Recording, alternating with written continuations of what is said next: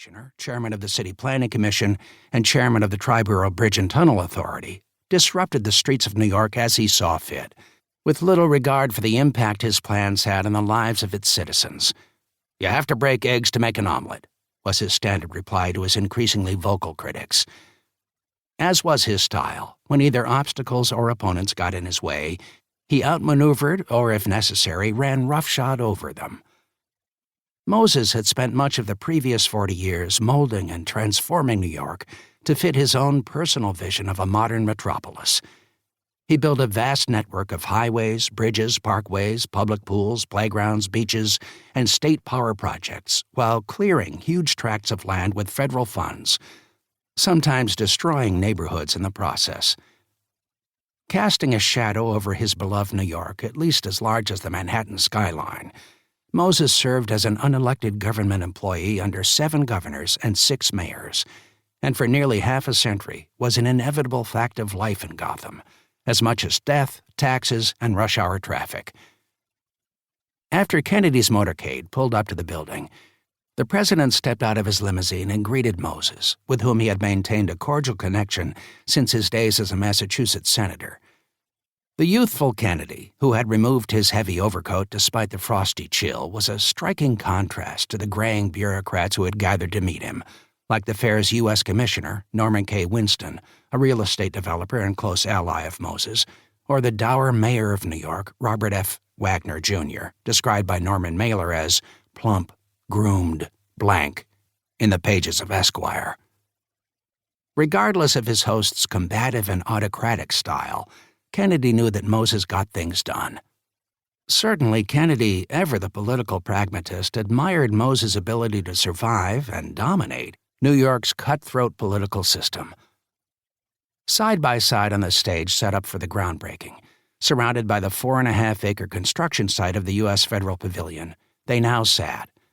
On the left was Kennedy, the only man on the stage not wearing a fedora or an overcoat, or apparently under the age of 50. His youthful image and forward-looking new frontier policies seemed to embody the hopeful idealism that was still at the heart of American life. Beside him, the elderly Moses personified bare-knuckled power as New York's Machiavellian master builder. When it was Kennedy's turn to speak, he rose to a podium bearing the presidential seal and delivered a short speech that was a peaceful call to arms. As his words turned to frosty breaths in the cold December air, the president reminded the crowd that the upcoming World's Fair represented a chance for us in 1964 to show 75 million people from all over the world what kind of a people we are and what kind of a country we are and what is coming in the future. That is what a World's Fair should be about, and the theme of this World's Fair, Peace Through Understanding, is most appropriate in these years of the 60s. I want the people of the world to visit this fair and all the various exhibits of our American industrial companies and the foreign companies who are most welcome, and to come to the American exhibit, the exhibit of the United States, and see what we have accomplished through a system of freedom. Kennedy's trip to the fairgrounds was a welcome respite.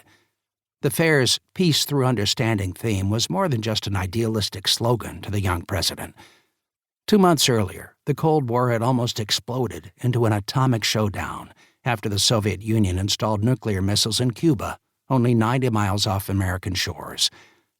It was a terrible gamble for Nikita Khrushchev, the unpredictable Soviet premier who had the missiles sent to Cuba after asking his advisors, why not throw a hedgehog into the United States' pants?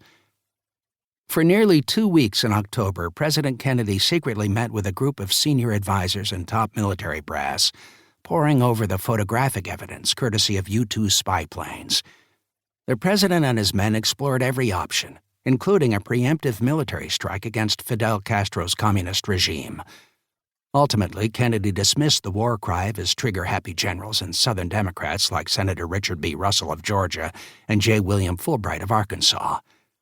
Instead, he opted for a naval blockade of Cuban waters, preferring to call it a quarantine to strike a less confrontational tone, to prevent more nuclear warheads from arriving on the island. At the same time, he amassed more than 100,000 troops in Florida, the largest invasion force since the Second World War, just in case. When the crisis ended,